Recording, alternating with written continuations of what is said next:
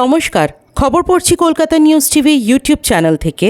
আজকের বিশেষ খবরগুলি হল: রানাঘাট লোকসভার জনতার রায়, স্ট্রং রুমে বাক্সবন্দি।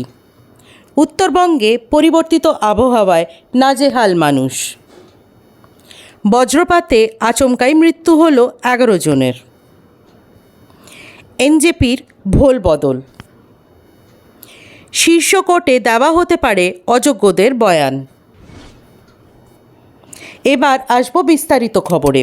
এর পূর্বে প্রথমেই বলবো, আমাদের চ্যানেলটি ভালো লাগলে অবশ্যই সাবস্ক্রাইব করুন এবং বেল আইকনটি প্রেস করে আমাদের সাপোর্ট করুন।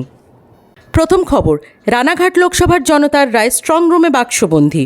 অভিযোগ, স্ট্রং রুমে ঢুকতে বাধা বিজেপি প্রার্থী জগন্নাথ সরকারকে। পাশাপাশি একই অভিযোগ মুকুটমণি অধিকারীর। জগন্নাথ সরকার বলেন, গতকাল 3টের সময় সিলিং করে চলে যাওয়ার পর আরও সাহেব এবং রানাঘাট প্রশাসক ভিতরে ঢুকতে দিচ্ছেন না। এরপর মিডিয়া আসতেই ভিতরে ঢুকতে গিয়ে দেখেন 5টি ক্যামেরা বন্ধ রয়েছে। এক্ষেত্রে তিনি আরও বলেন, নিরাপত্তা ব্যবস্থা শিথিল করা হয়েছে কেন্দ্রীয় কমিশনের জন্য দিক দৃষ্টি আকর্ষণের জন্য, জানান তিনি।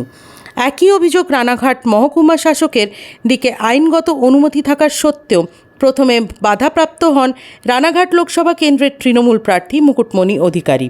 তিনি বলেন, অনুমতি থাকা সত্ত্বেও ভিতরে ঢুকতে দেওয়া হচ্ছিল না। এরপর রাত 8:30 নাগাদ তিনি যখন ভিতরে ঢুকতে যান, সেই সময় দেখতে পান 5টি ক্যামেরা বন্ধ রয়েছে। জগন্নাথ চ্যাটার্জি গোপনে ঢুকতে দেওয়া হলেও মুকুটমণিকে ঢুকতে দেওয়া হচ্ছিল না।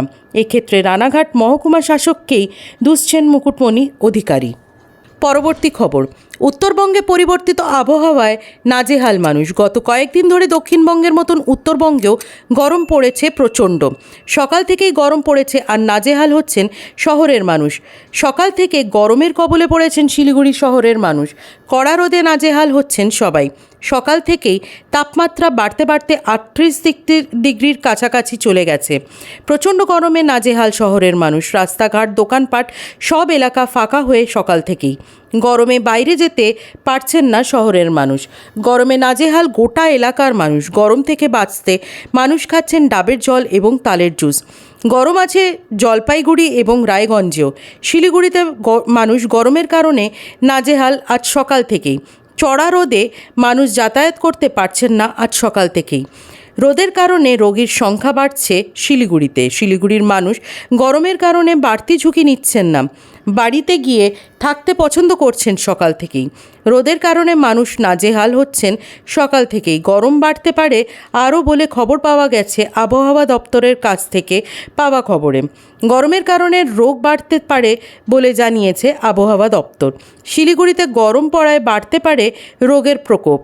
গরমের কারণে একেবারেই কমে গেছে মাছ এবং মাংসের বিক্রি। বজ্রপাতে আচমকাই মৃত্যু হলো 11 জনের। মালদাহে বজ্রপাতে মৃত 11। পৃথক ঘটনায় এ পর্যন্ত 11 জনের মৃত্যু। দুপুরে আচমকাই বজ্রবিদ্যুৎ সহ বৃষ্টি মালদাহে। পুরাতন মালদাহের শাহাপুরে একই সঙ্গে 3 জনের মৃত্যু। আমবাগানে আম কুড়োনো ও পাহারার কাজ করার সময় বাজ পড়ে মৃত্যু। মৃত চন্দন সাহানি 40, রাজ মৃধা 16 ও মনোজিৎ মণ্ডল 21।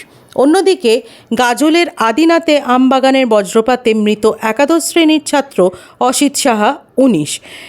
ঝড়ের সময় আমবাগানে আম কুড়োতে গিয়ে বিপত্তি। আকস্মিক মৃত্যুর ঘটনায় শোকের ছায়া পরিবারে। 4টি মৃতদেহই আনা হয়েছে মালদহ মেডিকেল কলেজ হাসপাতালে। অপরদিকে ইংরেজবাজারের শোভানগরে 2 জন সহ জেলা জুড়ে মোট 11 জনের মৃত্যু হয়েছে। বজ্রপাতের ঘটনায় এক গৃহবধূ সহ আরও 2 জন আহত হয়েছেন। এদের মধ্যে একজন ইংরেজবাজারের বুধিয়ার ফাতেমা বিবি, অন্যজন পুরাতন মালদহের শাহাপুরের বাসিন্দা 8ম শ্রেণীর ছাত্র দুল্লু মণ্ডল। আহতদের চিকিৎসা চলছে মালদহ মেডিকেল কলেজ হাসপাতালে। পরবর্তী বিশেষ খবর: এনজেপির ভোল বদল। কয়েকশো কোটি টাকা দিয়ে নতুনভাবে তৈরি হচ্ছে এনজেপি স্টেশন। একেবারেই আধুনিক করতেই সাজিয়ে তোলা হচ্ছে এনজেপি স্টেশনকে। কিন্তু এই সাজিয়ে তোলার প্রচেষ্টায় একেবারেই নাজেহাল হচ্ছেন যাত্রীরা, বিশেষ করে পর্যটকরা, যারা খুব একটা ভালোভাবে চেনেন না এনজেপি স্টেশনকে। কোথায় কি পাওয়া যায় তো একেবারেই দূরের কথা, টিকিট কাটতে পর্যন্ত হয়রান হতে হবে আপনাকে। আগে যেখান থেকে টিকিট কাটা হতো সেখানে আপনি কিছুই খুঁজে পাবেন না। এমনকি প্ল্যাটফর্ম টিকিট কাটতে গেলেও আপনাকে খুঁজে বেড়াতে হবে কাউন্টার। এতজনকে পরিষেবা দিয়ে একটি স্টেশনকে আধুনিক করতে গিয়ে দিনের পর দিন যাত্রীদের চরম সমস্যার মধ্যে ফেলে দিচ্ছেন রেল কর্তৃপক্ষ। জিজ্ঞাসা করলে অফিসারেরা জানিয়ে দিচ্ছেন একটু কষ্ট আমাদের সবাইকে করতে হবে।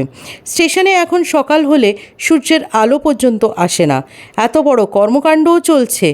সময় এবং সমস্যা নিয়েই চলতে হবে আমাদের, জানিয়ে দিলেন অবসরপ্রাপ্ত রেলের এক অফিসার। একেই তো চলছে কাজ, তার ওপরে দাপট টোটো এবং রিক্সা চালকদের। স্টেশনে নেমে অনেকেই বুঝতে পারেন না কার কাছে যাবেন এবং কিভাবে যাবেন। এক যাত্রী জানালেন, আমরা মাসে 3 বার কলকাতা যাই। এখন এমন অবস্থা হয়েছে নিজের শহরে নিজেদের স্টেশনকেও চেনা মুশকিল হয়ে যাচ্ছে আমাদের। উপরন্তু সাথে যদি বাচ্চারা থাকে সমস্যা আরও বড় আমাদের।